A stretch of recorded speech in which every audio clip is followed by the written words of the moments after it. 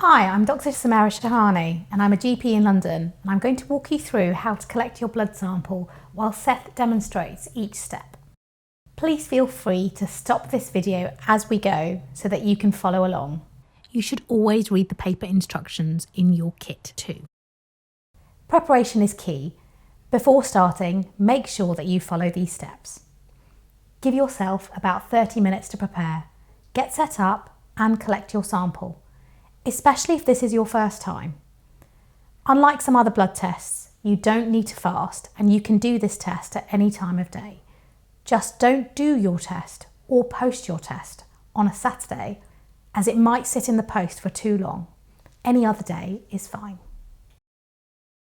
You need to drink a lot of water the day before you do the test and on the day of the test. So aim for a minimum of 6 to 8 glasses the day before and at least 2 glasses 30 minutes before your test.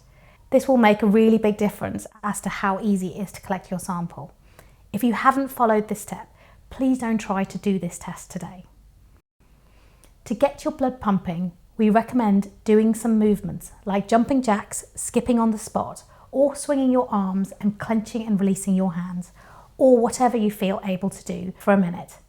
Please ignore this step if you do not feel that it's safe for you to do so. Wash your hands with soap and water for 20 seconds. Check that your test is addressed for you before starting.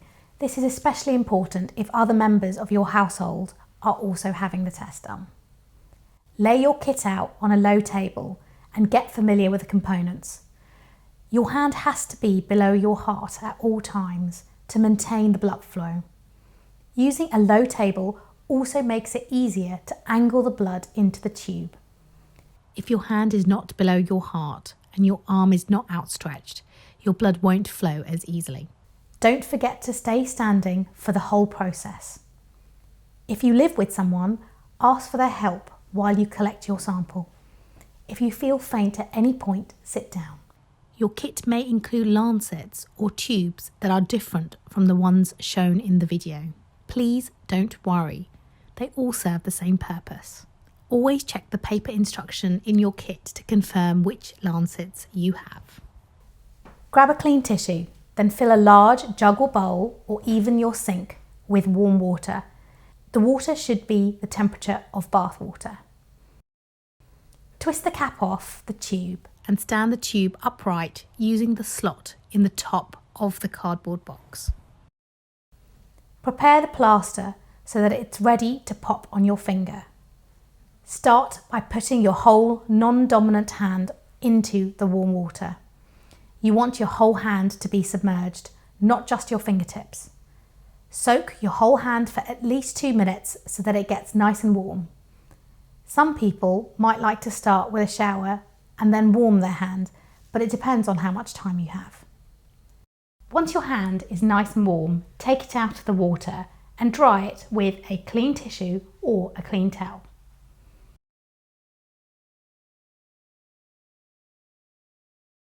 Start by cleaning your finger with the alcohol wipe. We recommend using the ring finger as your blood flow tends to be the best in this finger. But some people prefer to use their little finger. Try whichever you're comfortable with or whatever has worked for you before. Now, get a lancet. If you have a lancet with a white body and purple button and tip, remove the protective tip at the bottom of the lancet. Twist the tip, 1 full turn, and then pull it all the way out. If you have a lancet with a blue and white body and a blue cap, twist off the lancet top. Place your hand face up on a hard surface, like a tabletop, so the lancet can work properly. Also, if you are nervous of needles, you won't see any needle before or after using the lancet.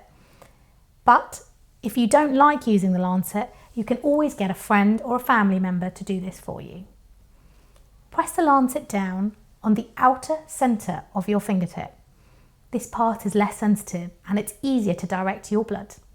If you have a lancet with a white body and purple button and tip, press down firmly on the purple button until you hear a click.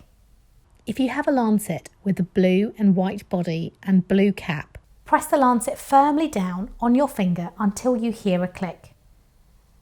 You can only use each lancet once. Firmly wipe away the first drop of blood with a clean tissue. Massage your hand from the top to just before the piercing in a downward motion. Don't squeeze too hard or get too close to the piercing, or you might damage the sample. Wait 3 to 4 seconds between each massage so there is enough blood to massage out. Tap the drops of blood against the top of the tube to help guide it in. If your blood flow starts to slow down at all, you can wipe the tip of your finger with a tissue. This can help your blood to start flowing again. But if it's taking more than 2 minutes to fill a tube, it's better to start from the beginning. Rewarm your hand and do some more light exercise. Then prick the corner of a new finger with a new lancet. If you have a tube that has a 600 line, you should fill the tube to the 600 line. If you only fill to the 400 line, that's okay. When you have got enough blood, immediately place the cap onto the tube. Push the cap on firmly. Make sure that you push it until it clicks. Slowly and gently turn the tube upside down at least 10 times. Make sure not to shake it. Do not worry if the blood solidifies when it's mixed. This is supposed to happen. Apply pressure on your finger to stop the bleeding. Clean with a cleaning wipe and apply a plaster. Make sure you clean up any blood spills immediately and disinfect the surrounding area. Okay, last bit. Peel your tube label from the returns form and wrap it around the tube. Make sure the printed code is visible. Fill in the date and time on your return form. Get the clear plastic bag labelled 95 kPa specimen transport. Put the tube and lancet through the slot found in between the yellow sticker. Ensure the upper part of the bag remains flat. Pre-fold the flap at the top of the bag down. There is a natural fold line. Remove the yellow sticker and fold the flap onto the sticky backing. Seal well, pressing from the centre and working your way outwards. Put the sealed plastic bag and your completed return form into the cardboard box it arrived in and close the box. Pop the box into the prepaid mailer. Post your sample in a priority post box. They are labelled with the NHS logo. You can find your nearest priority post box using the link www.royalmail.com/services-near-you. These are collected from most frequently. If you are not able to safely get to a priority post box, use your local post box. Do not go to a post office to post your sample. Dispose safely of all equipment.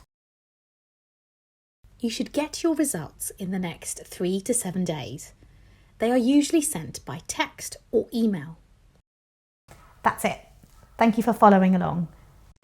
If you weren't able to collect enough blood or you have any other questions, go to www.gov.uk/taking-antibody-blood-sample.